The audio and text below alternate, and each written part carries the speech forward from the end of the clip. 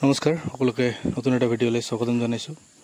হয়, আপোনালোকে দেখিব পাৰিছে যে এনআইএছৰ একাংশ কেণ্ডিডেটে বিটিচিৰ স্পীকাৰ অনাৰেবল স্পীকাৰ তেখেতৰ ওচৰলৈ তেখেতসকলে এটা মেমৰেণ্ডাম তেখেতসকলে দিছে। যোৱা 23 তাৰিখে এখন মেমৰেণ্ডাম দিছিলে।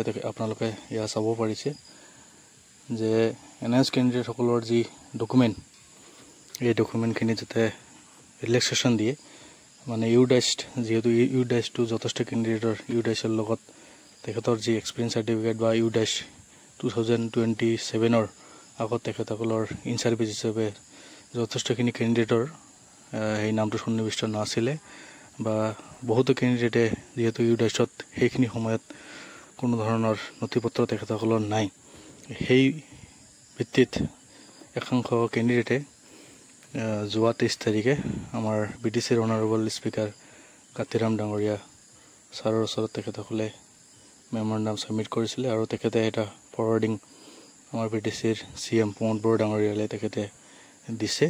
এয়া আপোনালোকে চাব পাৰিছে যে ফৰৱাৰ্ডিংখন ইয়াত কি লিখা আছে যে please look into the matter as discussed by the appointment.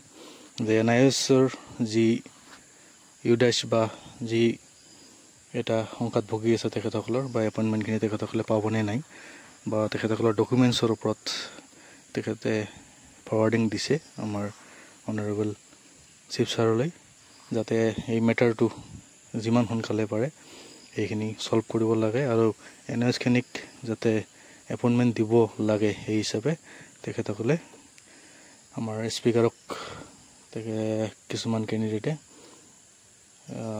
Return এটা মেমৰেণ্ডাম ছাবমিট কৰিছে, আৰু এইখন অনাৰেবল CM প্ৰমোদ বড়ো ডাঙৰীয়ালৈ তেখেতে ফৰৱাৰ্ডিং কৰিছে। এই ফৰৱাৰ্ডিংখিনি CM ছাৰৰ ওচৰত অলৰেডি ছাবমিট হৈছে।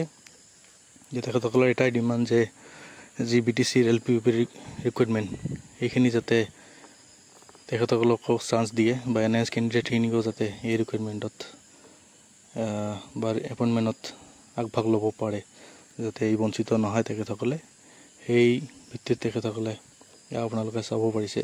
এইখন মই ইতিমধ্যে মোৰ হাতত আহিছে, আৰু মই সেই ইয়াৰ ভিত্তিত আপোনালোকক ভিডিঅ' এটা প্ৰস্তুত কৰি আপোনালোকক জনাব বিচাৰিছোঁ যে একাংশ কেণ্ডিডেটে এই এনআইএছৰ কেণ্ডিডেটখিনিক যাতে এপইণ্টমেণ্ট দিব লাগে বা ৰিকুৱাৰমেণ্টক আগভাগ ল'ব লাগে বুলি তেখেতসকলে মেমৰেণ্ডাম দিছে।